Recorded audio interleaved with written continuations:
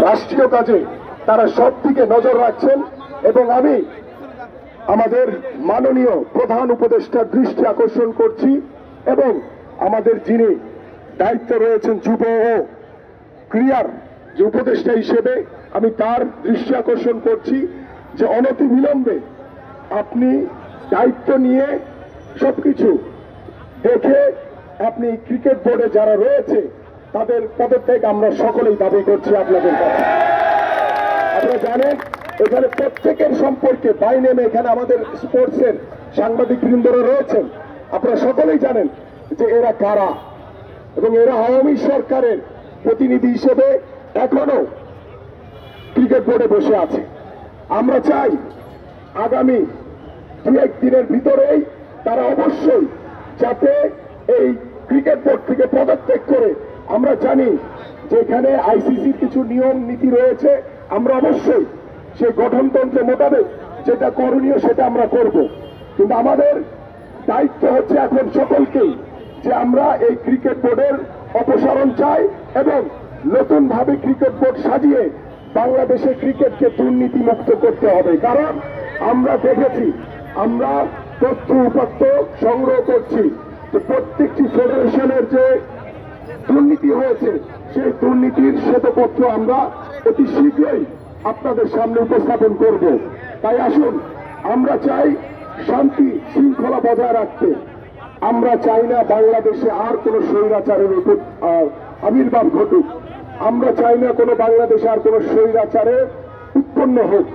আমরা চাই বাংলাদেশের মানুষ 1971 সালে যে মহান স্বাধীনতা যুদ্ধে বীর যোদ্ধারা যুদ্ধ করে বাংলাদেশকে স্বাধীন করেছিল, 2024 সালে 5ই আগস্ট বাংলাদেশের ছাত্র জনতার গণঅভ্যুত্থানের মাধ্যমে বাংলাদেশ আবার নতুনভাবে স্বাধীন হয়েছে।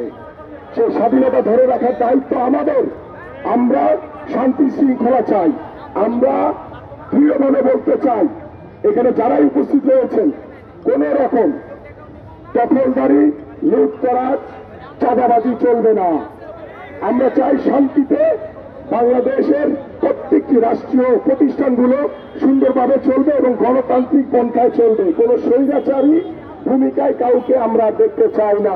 যেহেতু আওয়ামী স্বৈরাচার সরকারের পতন হয়েছে এবং তাদের তারা এখনো ক্রিকেট বোর্ডে বসে আছে, সেই ক্রিকেট বোর্ডের সকল যে পরিচালক রয়েছে আপনাদের কাছে অনুরোধ করব, আপনারা সকলে অনতিবিলম্বে এদেশের মানুষের যে প্রত্যাশা, যে চাওয়া এবং ক্রিকেট প্রেমীদের যে চাওয়া, আপনারা দ্রুত পদত্যাগ করে নতুনভাবে গঠনতন্ত্র মোতাবেক কিভাবে আমরা আলোচনা করে ক্রিকেট বোর্ডকে নতুনভাবে সাজাতে পারি সেই বিষয় নিয়ে আপনাদের কাছেই আমি আলোচনার জায়গাটি খালি করে রাখলাম।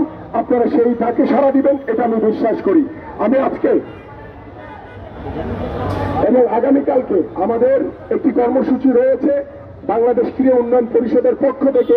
আমরা এনএসসি টাওয়ারের সামনে সেখানে মানববন্ধনের জন্য উপস্থিত হব এবং আপনাদের সকলকে সেখানে থাকার জন্য এবং আসার জন্য অনুরোধ করছি। সবাইকে ধন্যবাদ, ভালো থাকবেন এবং আপনারা আমার এখানে যারা সাধারণ মানুষ নেতৃবৃন্দ রয়েছেন কেউ কোনো বিশৃঙ্খলা তৈরি করবেন না, শান্তিপূর্ণভাবে আপনারা আমার সাথে আসবেন। আমরা আমাদের যেটা একটি কর্মসূচি রয়েছে সেই কর্মসূচি আমরা পরবর্তীতে পালন করব। সকলকে ধন্যবাদ। আগামীকাল এনএসসি টাওয়ারের সামনে সকাল 11টায় এবং আজকের মতো মানববন্ধন এখানে শেষ করা হলো। সকলকে ধন্যবাদ, সকলে শান্তিপূর্ণভাবে চলে যাবেন।